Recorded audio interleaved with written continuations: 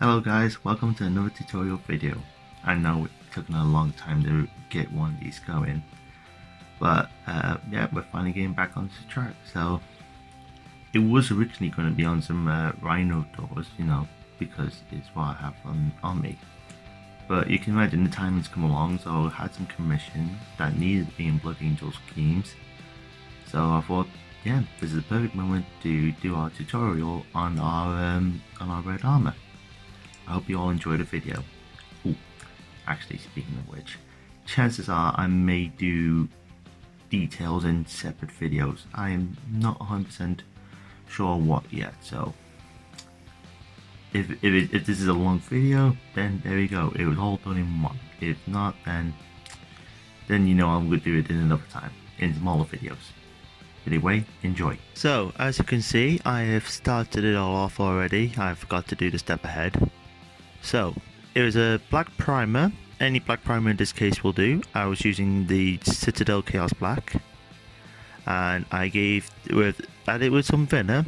You set right careful around mix. Make sure there's 2-point thinner to 1-point paint, and I gave it the base color of Vallejo model color dark red, or black red, sorry. And as I say, you can see I sprayed it onto the base just to make sure that it's all coming out properly, and gave it a full go over, making sure I'm not missing anything, any other sides.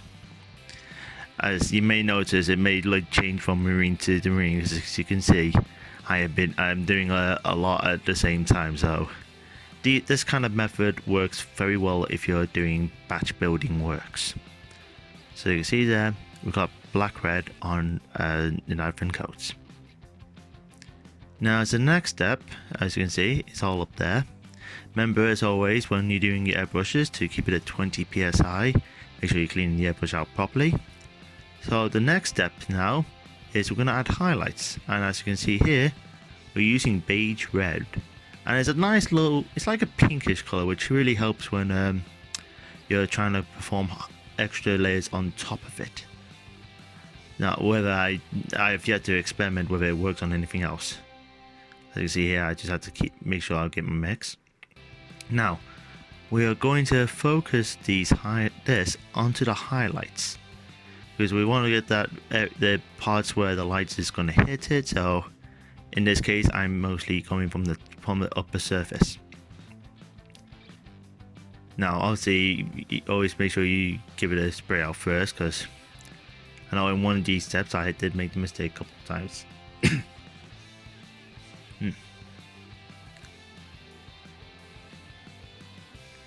Alright, and as I just doing a little test.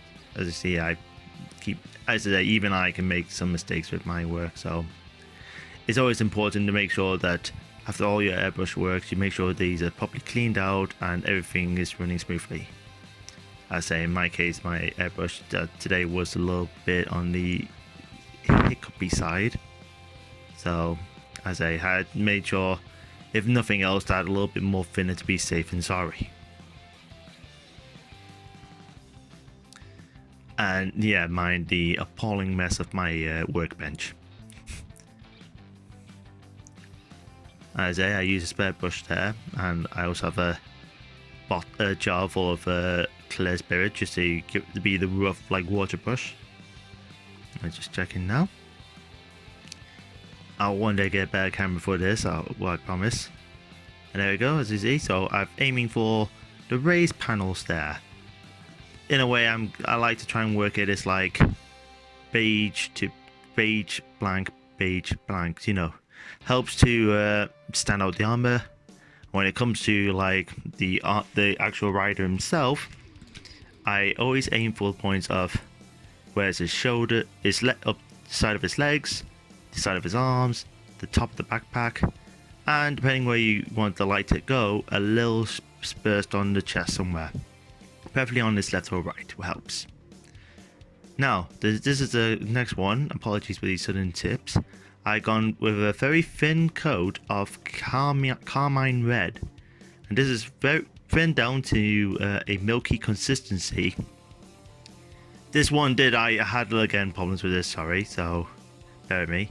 So I went with 2 thin coats of carmine red over the whole miniature. Make sure we get the thinner right.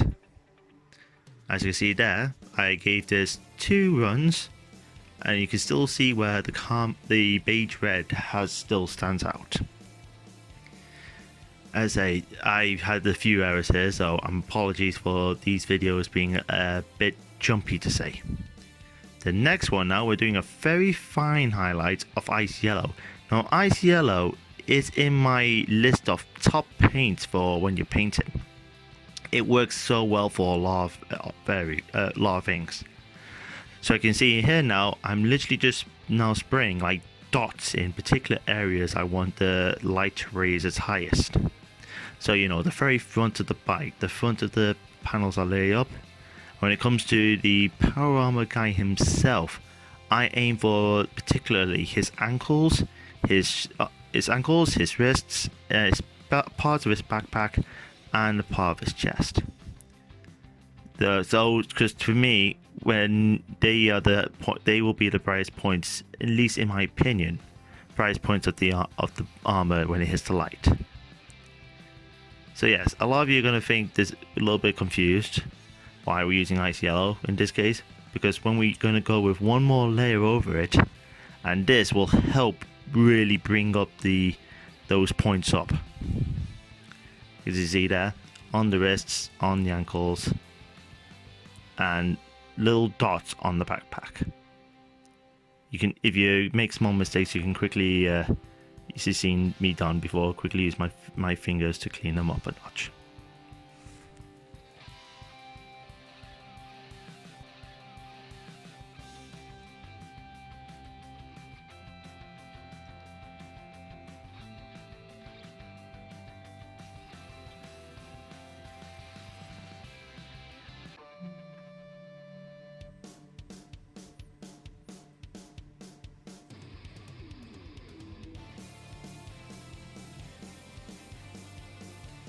And then finally, as you can see there, we got the highlights up. We're now going to add our final, second to final layer. In this case, we're going to use the Vallejo model color Vermillion. It's a very great paint, especially has that nice bit of cold touch to it. And with an ice yellow, it will also help. So you can see here now, we're made once again milky consistency, and so once more with gusto all over the armor. And as you can just see from the very front of the bike itself, it's already making that amazing transformation. As always, keep the paint thin. That's the important part.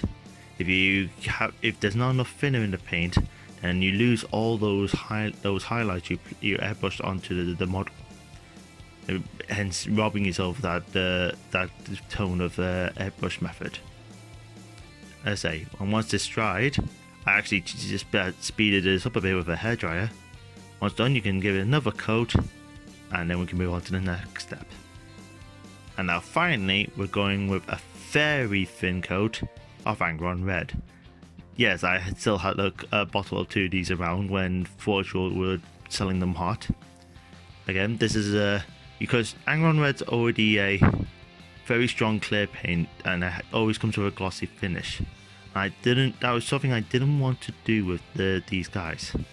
So you could say it was 3 parts thinner to 1 part paint. As I say, you can see me working out. And now this was just literally sprayed from the top angle of the model. I didn't want this to I didn't want this all over the model. I just wanted it on the particular raised points. So say you can see I'm just, you can see then you have to make a video not too short but not too long either. I say so, and it's also when you're trying to do multiple works at the same time. But yes, so yes, remember people, if you don't remember much on your airbrush on how to keep your compressors and that going, check our previous video. So yes, here we go, ANGRON red just from the top, just on the particular raised areas we're going with. And then once this is done, if you've not seen our last video, we do the oil paints. In this case, so it'll be the similar thing as before. We will then put on our, once these models are dried, gloss varnish. We're going to use the Winsor & Newton lamp black. I'm going to use those to fill in the recesses. Once dried after 24 hours, the guy is completed. Now, have you noticed I have done all the other parts as well at the same time afterwards. And this is our video. I'm sorry for the mumble, and I hope to bring in more tutorial videos shortly afterwards. Till then, thank you for watching our videos, and I hope we see you all again very soon.